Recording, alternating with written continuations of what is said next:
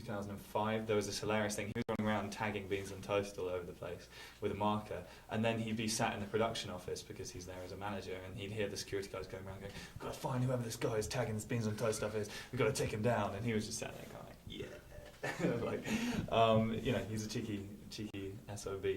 But yeah, no, I'm taking him out on tour again in October actually. So that's actually basically, to be honest, I like taking him out on tour. I love his music, but it's just fun to hang out with my friends, you know what I mean? It's good times just hanging out with Jay. Nice. What about Chris TT? Yep, Chris is great. Chris is on Extra Mile Records now as well, and I think he's a great songwriter. Really powerful songwriter. And we were hanging out in Austin actually, and he's actually making a movie about me at the moment. Because basically last year we spent a ridiculous amount of time in each other's company. We did like 4 tours together. He played in my band for a little while, all this kind of thing. So there was a lot of footage hanging around, and he's decided to make a film called The Year Frank Broke.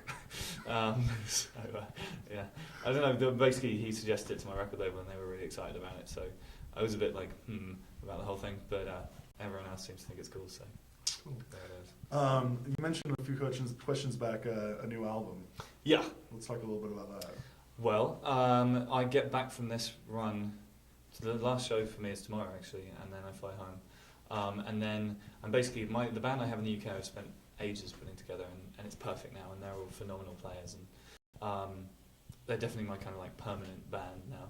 And we're going to, on the previous records we did it with just kind of like layering everything up and me playing most of the instruments and doing it that way. This time around we're going to spend like 3 weeks in rehearsals and then go in and do the album in like 5 days. So it's going to be more kind of live, more kind of raw, I guess. I guess it's going to be a bit more kind of rock because of playing with the band and everything.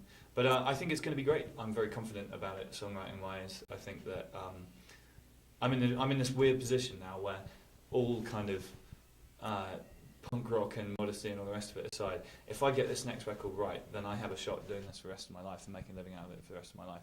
And if I don't, I'll do it for a few more years and then get another job like everybody else does. But so for the first time in my life, I actually feel quite a lot of pressure about the songwriting, do you know what I mean? I've never really given a fuck before. And now it's suddenly like, oh shit. So I've been kind of like tearing my hair out about the lyrics in particular, just rewrites. But I think we got it there. And one of the great things about my band is they're very good at editing me, or just telling me when to just like chill out. Do you know what I mean? I'll be sitting there just kind of making us go about over and over and over one drum fill over and over again until we get it right.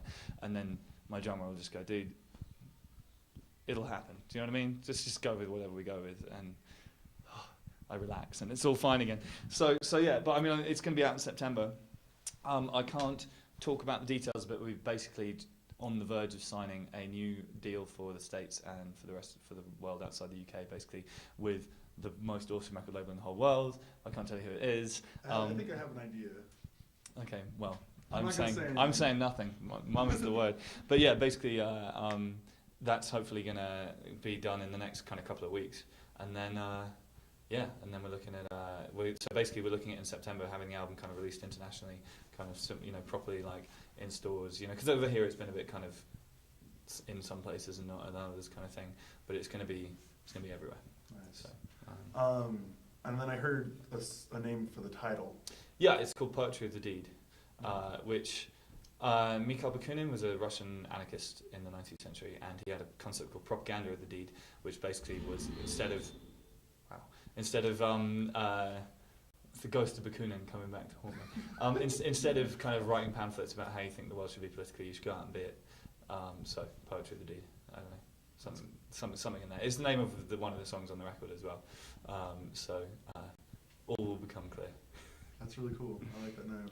And then I just have one last question. Not so much a question as I was told I should ask you about Judi Dench. What can I say? Dame Judi Dench, she's a fine actress. She's a British institution. Yeah, she's a dame in the British Empire. What can I say? I got a lot of time for Dame Judi Dench. Yeah, I don't know what you've been told, so I don't really know what to say at this point.